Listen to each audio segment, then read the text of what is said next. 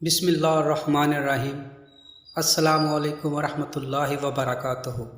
پیارے دوستو، اس ویڈیو میں ہم آپ کو بتائیں گے کہ بت پرستی کا آغاز کس نبی کے دور میں شروع ہوا۔ حضرت آدم علیہ السلام اور حضرت نوح علیہ السلام کے درمیان 10 قرن تھے اور وہ سب کے سب اسلام پر تھے۔ یہ روایت بخاری شریف میں بھی ہے۔ پیارے دوستو، یہاں ہم آپ کو بتاتے چلیں کہ قرن سے مراد ایک زمانے کے لوگ ہیں یا اس سے مدت اور زمانہ مراد ہے۔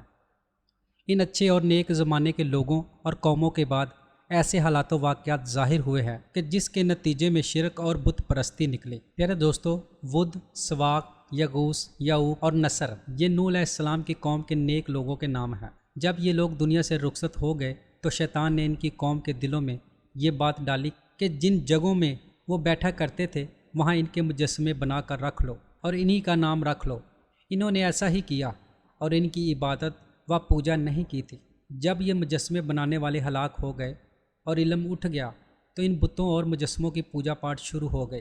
حضرت ابن عباس رضی اللہ تعالیٰ عنہ فرماتے ہیں کہ قوم نوح والے بت پرست بعد میں عرب کے اندر پھیل گئے، اور اسی طرح حضرت اکرمہ، ضحاک، قطادہ اور محمد بن اسحاق رحمۃ اللہ علیہ نے فرمایا ہے۔ ابن جریر اپنی تفسیر میں فرماتے ہیں کہ یہ حضرت آدم اور حضرت نوح کے درمیانی زمانے کے لوگ تھے اور ان کے بہت سے پیروکار تھے۔ جب یہ لوگ فوت ہو گئے تو ان کی اتباع کرنے والوں نے سوچا کہ اگر ہم ان بزرگوں کی تصویریں بنا کر اپنے پاس رکھ لیں تو اس سے ہمارا عبادت کا شوق زیادہ ہو جائے گا، کیونکہ اس سے ان کی یاد ہمارے ذہنوں میں تازہ رہے گی۔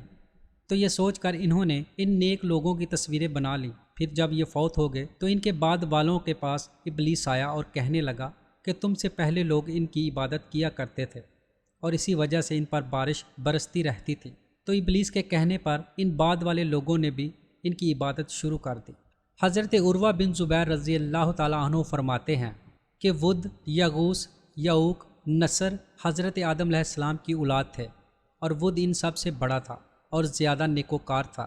ابن ابی حاتم نے اپنی سند سے ذکر کیا ہے کہ ابو المطر نے فرمایا کہ لوگوں نے ابو جعفر باقر کے ہاں یزید بن المہب کا ذکر کیا اور آپ نماز میں مصروف تھے۔ جب نماز سے فارغ ہوئے تو لوگوں سے سوال کیا کہ تم نے یزید بن المہب کا ذکر کیا، وہ اس جگہ قتل ہوئے ہیں جہاں سب سے پہلے غیر اللہ کی عبادت کی گئی۔ پھر انہوں نے ود کا ذکر کیا کہ وہ نیک اور صالح آدمی تھا اور لوگ ان سے بہت محبت کرتے تھے۔ تو لوگ ان کی قبر پر جھک پڑے اور وہاں گریہ زاری شروع کر دی۔ جب ابلیس نے ان لوگوں کے غم و پریشانی کا یہ حال دیکھا تو انسانی شکل و صورت میں ان کے سامنے آ کر کہنے لگا کہ تم اس شخص پر اتنی آہو زاری کر رہے ہو، کیا میں تمہیں اس جیسی ایک تصویر نہ بنا دوں؟ وہ تمہاری مجلس میں رہے گی اور اس تصویر کی وجہ سے اس کی یاد تمہارے ذہنوں میں تازہ رہے گی۔ لوگوں نے کہا ہاں ٹھیک ہے۔ تو ابلیس نے ان کو ایک تصویر بنا دی اور اس تصویر کو ان لوگوں نے اپنی مجلس میں رکھ دیا اور اس کی یاد میں مشغول رہے۔ جب ابلیس نے دیکھا کہ وہ لوگ اس تصویر کے ساتھ زیادہ مگن رہتے ہیں اور دیوانہ وار فریفتہ ہیں تو پھر اس نے کہا کہ کیا یہ تصویر ہر ایک کے لیے الگ الگ نہ بنا دوں اور وہ ہر ایک کے گھر میں رہے گی اور اس طرح تم اس کو اچھی طرح یاد رکھ سکو گے؟ انہوں نے کہا ہاں۔ اب شیطان نے ہر گھر کے لیے الگ الگ ایک ود مورتی بنا دی۔ اس طرح وہ لوگ اس نیک شخص کی یاد میں مصروف رہے اور ان کی اولاد یہ دیکھتی رہی۔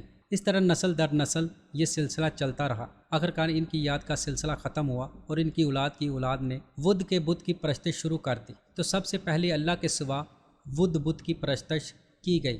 تو اس روایت کے مضمون سے معلوم ہوا کہ مذکورہ تمام بتوں کی کسی نہ کسی نے عبادت کی ہے۔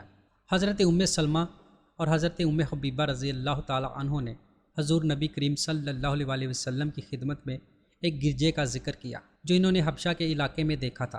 اس گرجے کا نام ماریہ تھا اور اس کی خوبصورتی کا تذکرہ بھی کیا، اور آپ صلی اللہ علیہ وسلم سے عرض کیا کہ اس میں بہت سی تصویریں تھیں۔